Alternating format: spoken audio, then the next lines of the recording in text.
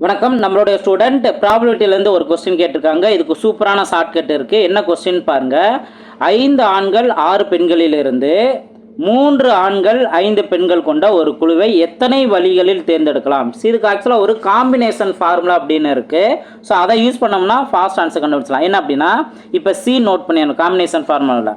இப்போது 5 ஆண்களில் 3 ஆண்கள் செலக்ட் பண்ணணும். அப்போது மேலே மொத்தம் எத்தனை பேர் 5 பேர் நோட் பண்ணிக்கணும், எத்தனை பேர்த்த செலக்ட் பண்ணணுமோ இந்த சைடு நோட் பண்ணிடணும். ஓகேவா?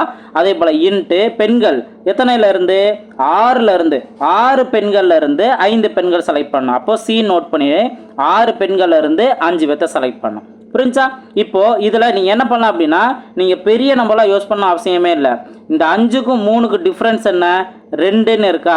அப்போது நீங்கள் மேலே இருக்க வேல்யூ 5ன்னு நீங்கள் ஸ்டார்ட் பண்ணிட்டு 2 நம்பர் மட்டும் குறையிற மாதிரி. அப்போ 5 4 அவ்வளோதான். இப்போ கீழே பார்த்தீங்கன்னா அந்த 2ம் 1, 2லேருந்து 1 வரைக்குமே போயிடும். இப்போ கரெக்டாக இதிலேருந்து நீங்கள் இந்த 5 4 எப்படி வந்துச்சு?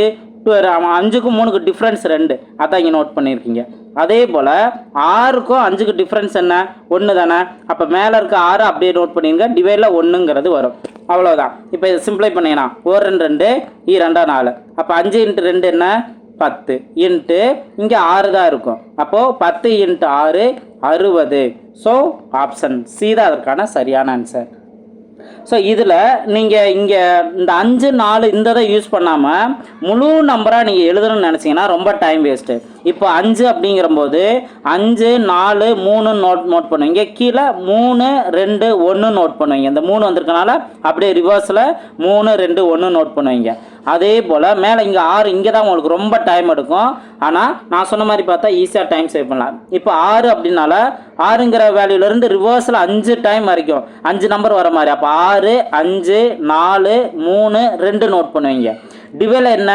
5ன்னு ஆரம்பிச்சிருக்கனால அப்படியே ரிவர்ஸில் 5 4 3 2 1 நீங்கள் நோட் பண்ணுவீங்க. இப்போ என்ன ஆகும் கேட்டிங்கன்னா, இந்த 3 கேன்சல் ஆயிடும். அப்போ மீதி நான் சொன்னேன் பாருங்க, அதே போல தான் 5 4 டிவைடில் இப்போ இந்த வேல்யூக்கு 2 கிடைக்கும். அப்போ 5 × 2 நம்ம 10 நோட் பண்ணுவோம். அதே போல் இங்கே கவனிச்சிங்க அப்படின்னா, நம்ம 5 4 3 2 இவ்வளோ தூரம் எழுதுனோம்ல, எல்லாம் அடியாயிரும். எல்லாமே எழுதுனது பூரா வேஸ்ட்டு. அப்போது இந்த இடத்துல 6ங்கிறதா இருக்கும். அப்போ என்ன பண்ணுவோம்? 10 × 6 60ங்கிறது நம்மளுக்கு கிடைக்கும். ஆப்ஷன் சி தான் அதற்கான சரியான ஆன்சர். அப்போ நான் முன்னாடி சொன்ன மாதிரி பண்ணிங்கன்னா இன்னும் கொஞ்சம் டைம் சேவ் ஆகும். ஓகேங்களா? ஸோ இந்த ஷார்ட்கட் உங்களுக்கு பிடிச்சிருந்தா வீடியோ லைக் பண்ணிட்டு பாருங்கள். நம்மளோட குரூப் 2 பேட்சில் ஜாயின் பண்ணணும் அப்படின்னா இந்த நம்பருக்கு கான்டாக்ட் பண்ணுங்கள். டீட்டெயில்ஸ் எல்லாம் தெரிஞ்சுக்கலாம். உங்களுக்கு ரொம்ப ரொம்ப யூஸ்ஃபுல்லாக இருக்கும். 70 நாளுக்கான ஷெட்யூல் நோட் பண்ணியிருக்கோம். இதை யூஸ் பண்ணிக்கோங்க. பேட்சில் ஜாயின் பண்ணலாம். அடுத்த வீடியோவில் மீட் பண்ணலாம். தேங்க்யூ.